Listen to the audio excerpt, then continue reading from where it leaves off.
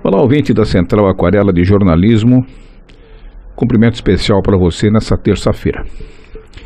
Notícias que circulam aí, a importância que dão uns ou não dão outros. Por exemplo, a licença do ministro Sérgio Moro, que alegou não ter gozado férias em janeiro, quando deixou a magistratura, e assumindo imediatamente o ministério, precisava de uns dias para descansar. Pegou 5 dias, a partir da semana que vem. Já começa a especular que talvez ele não volte. Especulação. Ela não existe. É preciso descansar. Uma hora que você tem que dar uma parada para religar os fios. É o que ele alegou que tem que fazer. Reenergizar. O termo que ele usou. Mas é claro que vão tirar suas conjecturas, criar uma narrativa negativa em cima dessa oposição. Mas a verdade é que está decidido, está licenciado. Essas coisas são normais de acontecer e não há o que ficar supondo. Qualquer coisa pode acontecer, pode ser que não volte mais, e pode ser que volte mais forte, pode ser que volte revigorado, que é o mais provável. Mas enfim, essas coisas acontecem assim. Das 27 unidades da federação, 14 já gastam mais com PMs e bombeiros aposentados, ou seja, na reserva, do que com os salários daqueles que estão em atividade. No Rio Grande do Sul, o comprometimento com os benefícios chega a 71% da folha desses servidores, dos bombeiros e da polícia, da Brigada Militar, no caso do Rio Grande do Sul, e em São Paulo chega a 59%, no Rio a 54%, ou seja, aqueles que estão na reserva ou estão aposentados significam mais na folha de salário do que os que estão na ativa.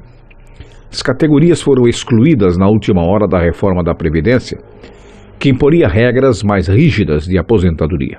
Isso deve piorar o déficit dos governos regionais, no caso dos estados. Partidos negociam novas alterações na reforma para votá-la em plenário ainda hoje, nessa terça-feira. Mas uma coisa que é interessante, já foi amplamente falado aqui em outros momentos, é que reforma é difícil você fazer quando tem muitos interesses em jogo, interesses difusos. Cada um tem o seu, então todas as categorias querem ou manter seus privilégios, ou ganhar privilégios, ou aumentar os privilégios que usufruem, que tem.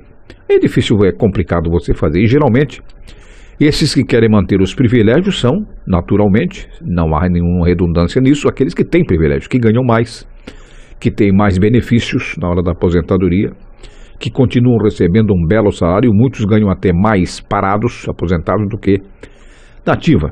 É porque não tem os ônus, os descontos que tem. Então, é complicado você fazer reforma nessas condições. E aí, só pega aquele que não tem defesa, que é o cidadão que está longe do poder, que não tem poder de barganha, que não tem o poder de ir lá para convencer alguém para votar contra, no caso, a população em geral.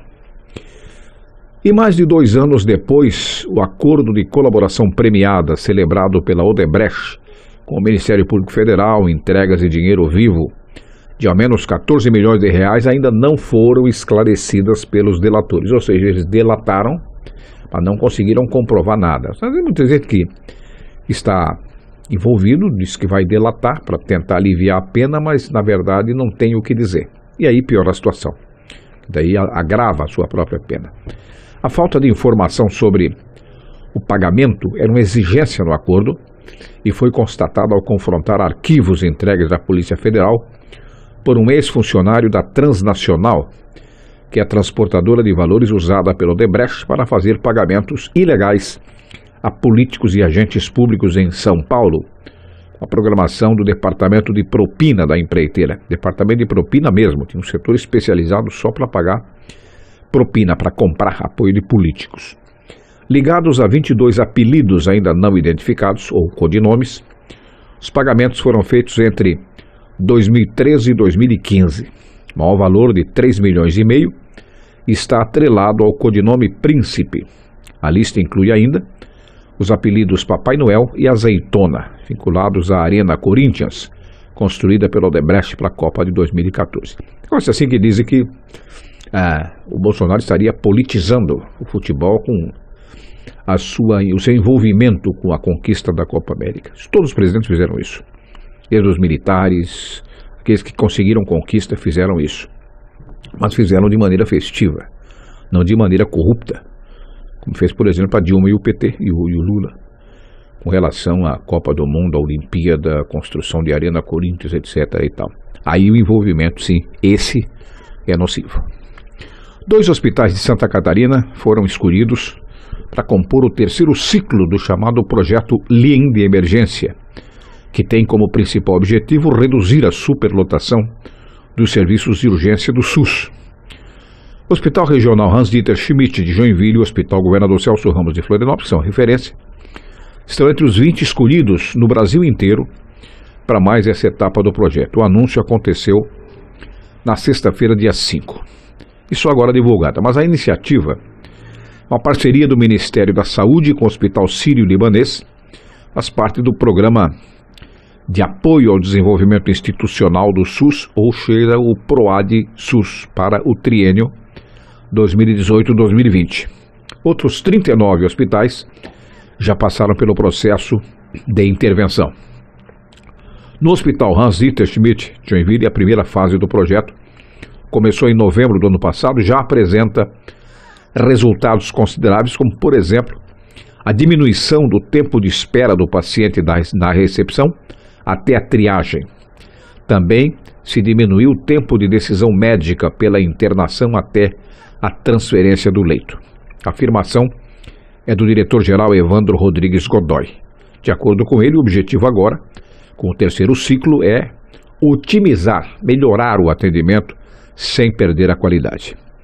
Ao final de 2020, o Ministério da Saúde espera chegar a 100 serviços de emergência no Brasil com esse chamado sistema Lean, que significa mais de 400 profissionais treinados e 180 protocolos clínicos nos serviços de emergência implementados. O governo federal pretende implementar também a mesma metodologia nas UPAs, as unidades de pronto atendimento, com o objetivo de melhorar a qualidade dos serviços de saúde, acessibilidade e qualificação da atenção em cada território. Nas UPAs tem sentido, tem lógica e é muito melhor porque é aquele primeiro enfrentamento do cidadão, do paciente, com o seu problema. Depois, aí sim, um atendimento de urgência em hospital, que é uma segunda etapa. As pessoas às vezes misturam muito.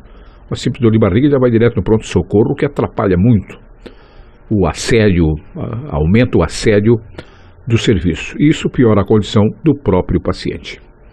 E o morador de Florianópolis será indenizado em R$2.000 por danos morais, depois de ser incomodado 55 vezes em menos de 3 horas por uma empresa de telefonia, o chamado telemarketing. Uma chatice isso, aliás, no Brasil inteiro se comenta muito isso, de números principalmente de São Paulo, mas tem da Paraíba, tem do Ceará, tem do Espírito Santo, de lá, que telefonam para o Brasil inteiro, são robôs, ficam telefonando, às vezes é de prisão, sei lá, mas tem negócio terrível, acontece em todo lugar, não sei como é que eles jogam isso dos números de telefone. Mas essa ação, em que o cidadão foi indenizado, tramitou no Juizado Especial e Criminal da Universidade Federal de Santa Catarina e pela sentença da juíza Vânia Peterman, a empresa também ficou proibida de fazer novos contatos sob pena de multa diária de R$150.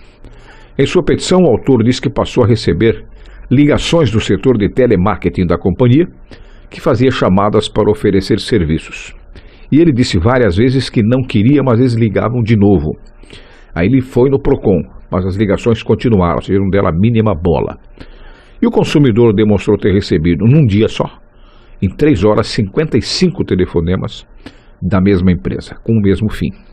Em sua defesa, a empresa alegou que não tem prova de ser o responsável pelas chamadas, mas, para a juíza, compete aos fornecedores do serviço ou do produto resolver as reclamações ou solicitações de seus consumidores na esfera extrajudicial e de forma mais rápida possível. O caso analisado deixou evidente a falha na prestação do serviço e havia crucis posta ao consumidor, ou seja, eles criam um serviço, depois não tem controle, aí joga a culpa para frente. Não temos como, então desacelera, desativa, para reorganizar. É assim que funciona. O presidente da Câmara dos Deputados, Rodrigo Maia, disse que a Câmara vai viver uma semana decisiva, o início da votação da reforma da Previdência, aprovada na semana passada, da comissão especial. A proposta vai a plenário hoje. Começa hoje a tramitação. Até sexta-feira eles querem fazer os 2 turnos e matar a cobra. As negociações para votação continuam entre Maia e líderes partidários. E após um fim de semana de conversas na residência oficial do presidente da Câmara, depois que o relatório do deputado Samuel Moreira, do PSDB do Rio de Janeiro, foi aprovado na madrugada de sexta-feira passada na comissão especial destinada a apreciar a proposta de emenda à Constituição encaminhada pelo governo. Finalmente, o Ministério Público de Santa Catarina requereu a realização de perícia judicial, a fim de averiguar os riscos de novos desprendimentos de parafusos das placas metálicas de dilatação e aferir as condições da camada asfáltica da ponte Colombo Salles e Pedro Ivo Campos, em Florianópolis, que ligam a ilha à região continental. O promotor ressalta que já existe determinação judicial para os reparos nas estruturas das 2 pontes, sendo que uma perícia requerida, nesse caso, pode indicar a necessidade de inversão da ordem dos trabalhos que, de forma tímida e incipiente, hoje se concentram na parte inferior das 2 estruturas. Tem que partir de cima também. O promotor observa ainda a inexistência de um plano de ação dos órgãos competentes para casos como o que ocorreu no sábado, quando houve a falta de material básico de reposição, como porcas e parafusos, retardando a solução do problema e gerando grandes congestionamentos, principalmente na parte continental. A questão é que essa novela das pontes de Florianópolis, esse Luz nem se fala, que está desde 1982, e agora pediram um novo aditivo de 8.200.000 para terminar. E não termina nunca, uma novela infindável, coisa de doido. Quer dizer, nós temos 82, 92, 10 anos, 2002, 2012, estamos em 2019, ou seja, tem 37 anos aquela encrenca e praticamente não saiu do lugar. Porque para sair do lugar ela tem que abrir ao trânsito, sei lá que finalidade vão dar, se é para bicicleta, para moto, para carro, para ônibus, para caminhão, vai ter, não se sabe. Aliás, não sabe nada. Com relação a essas pontes é a mesma coisa. Começaram a reforma sem planejar nada, na orelhada. Então, começar a mexer embaixo, depois mexer em cima. Sim, mas qual é o planejamento? Tem uma ordem disso aí? Qual é a prioridade? O que tem isso aí? É o que o Ministério Público está querendo. Que eles definam o que é prioritário, o que é melhor e o que é mais útil nesse momento na reforma das pontes, que precisavam passar por manutenção e ficaram aí há alguns anos. A ponte Colombo Salles, por exemplo, foi construída pelo Colombo Salles em 1975. Olha o tempo que tem isso aí. Vai longe. A outra, Pedro Ivo, foi no final do governo Pedro Ivo. Pedro Ivo já tinha morrido, foi Cacildo Maldaner que acabou fazendo a inauguração, em 1989. E tá aí. E agora? Fazer o quê? Um negócio maluco, né? Tem que realmente chegar a uma conclusão que se fazer isso aí. E desde então é tudo improvisado. Mexe um pouquinho aqui, arruma um buraquinho ali, mas a manutenção mesmo. E aí as pessoas acham exagerado, mas se não fizer a manutenção, pode cair. De repente está passando alguém ali, ela balança, já houve afastamento de parte do meio da ponte, já houve esse problema de sexta-feira. Em suma, eles fazem as coisas na base do improviso. E isso, de toda maneira, é ruim. Terbal Machado, especial para a Central Aquarela de Jornalismo.